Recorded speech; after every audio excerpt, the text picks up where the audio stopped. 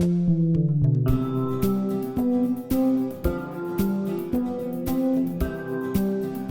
there everybody, it's Mark Curley. I'm back with another How to Draw video. Today we're going to be learning how to draw a Chibi Santa just in time for the big day.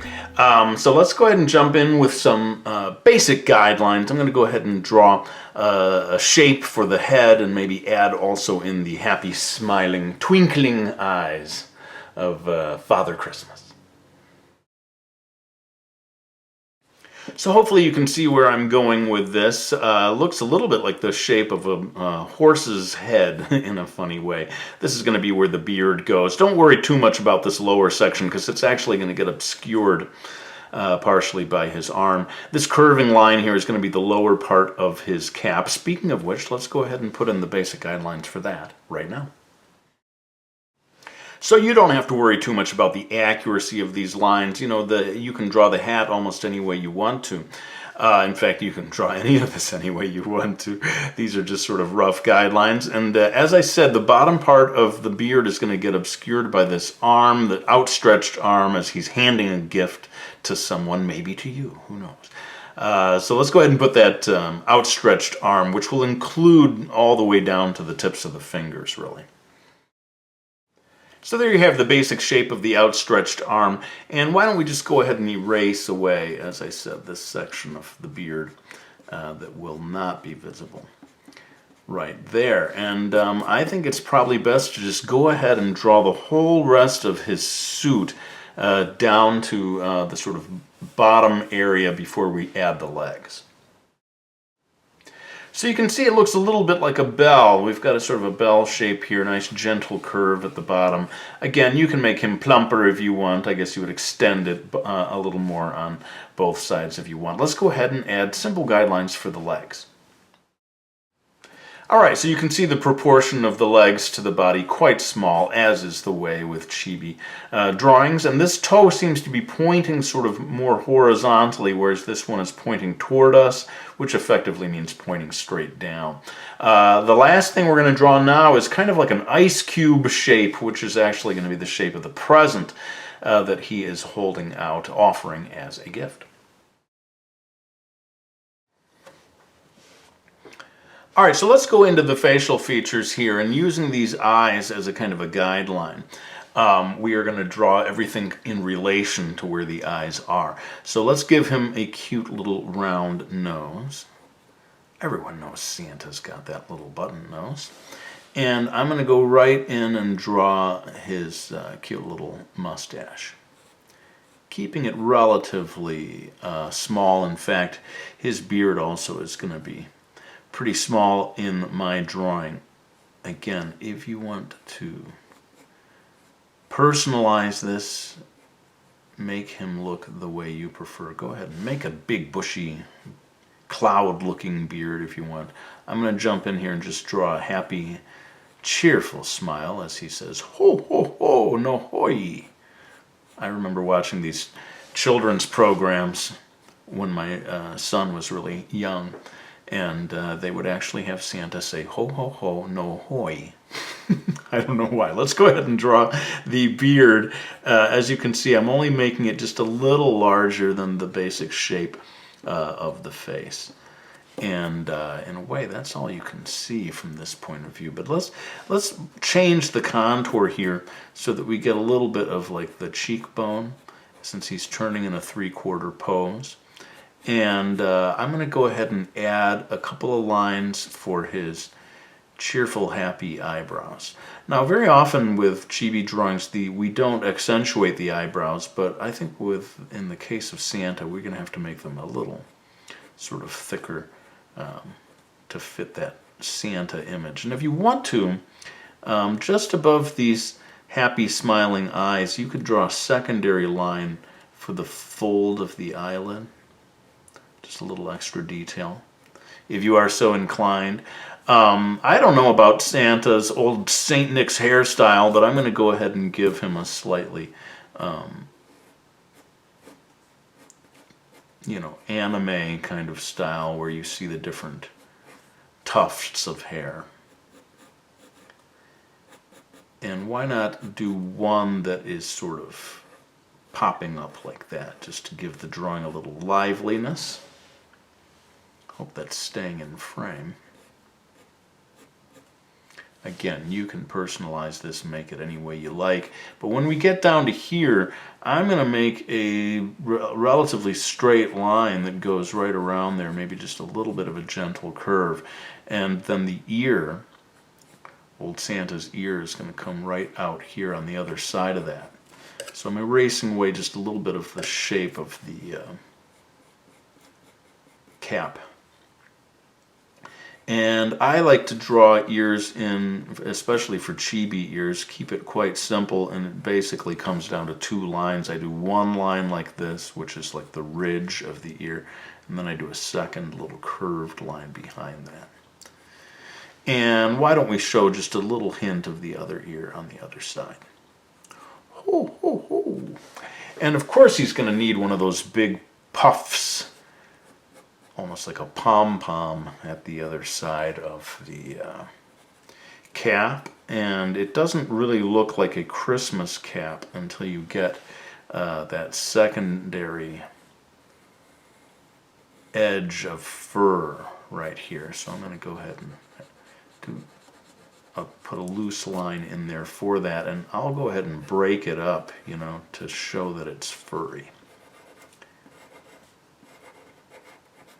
And we'll be repeating this idea throughout the drawing, the idea of everything being a little fur-lined there. Now we are in a position to go ahead and start drawing the hand here. Chibi hands generally are greatly simplified. I'm going to lightly erase away that line, but I do think we need some indication of his thumb. So I'm going to go ahead and put that in at the top. And as for the rest of the fingers, I think you really can keep it quite simple. I would say maybe just 3 little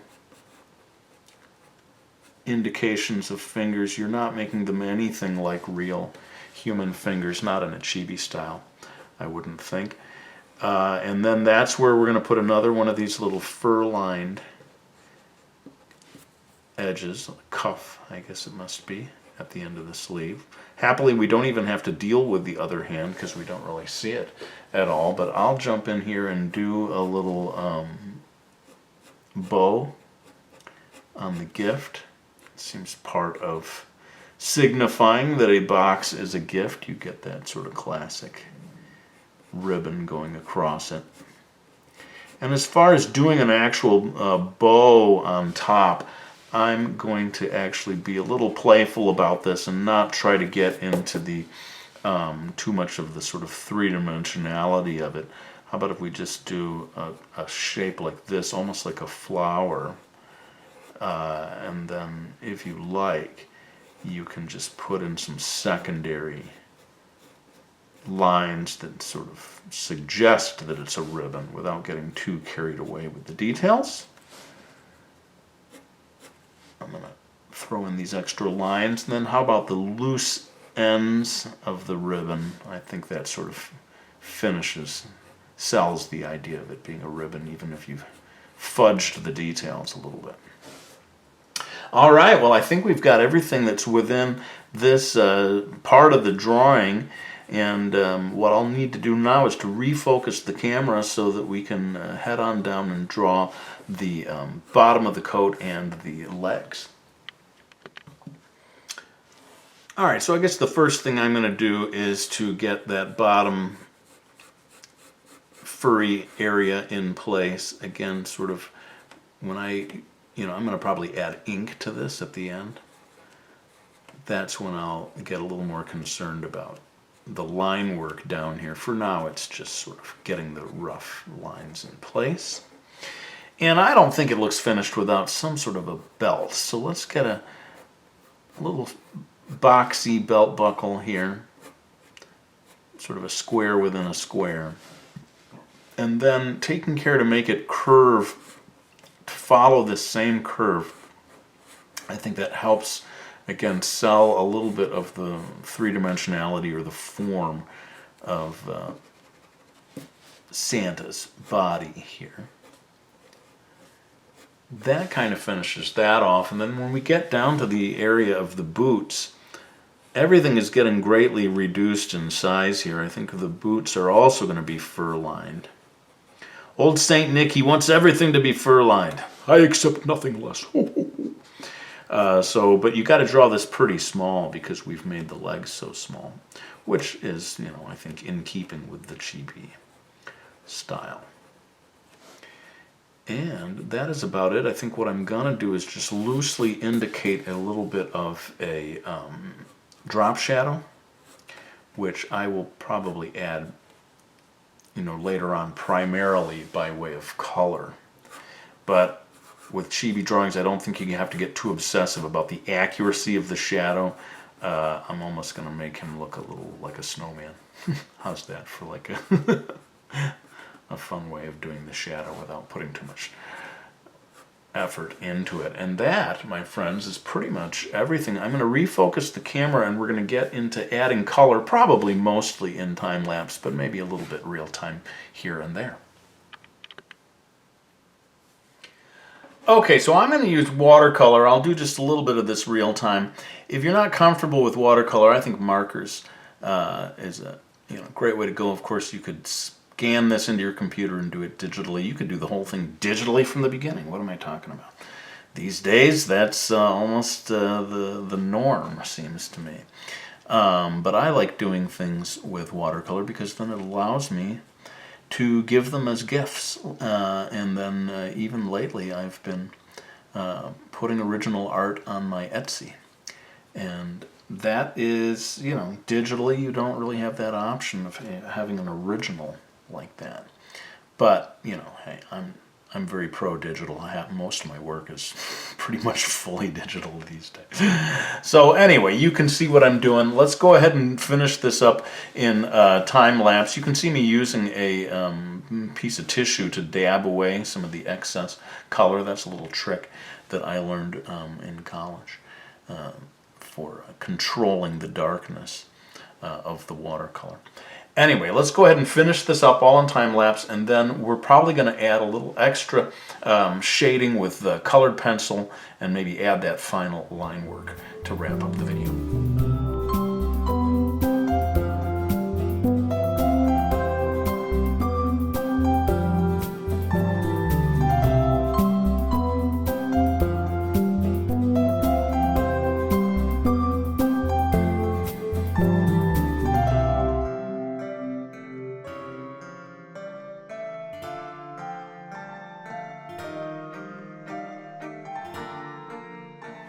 Alright, so I've got all the watercoloring done, and now I'm going in with a little colored pencil to add final bits of shading to the illustration. And the last thing I'm probably going to do is add inking, just to finish it off. Some people will start with the ink.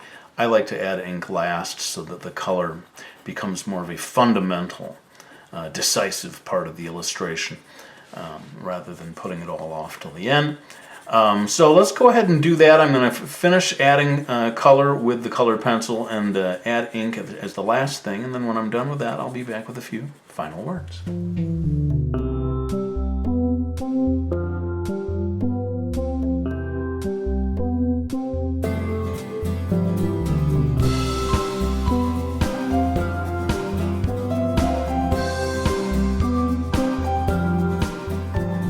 Alright, well I think that brings us to the end of this video. Of course it can't be finished until I add the blushies.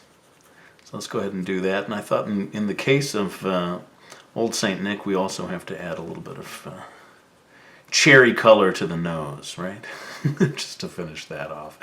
And I just want to add one final note here.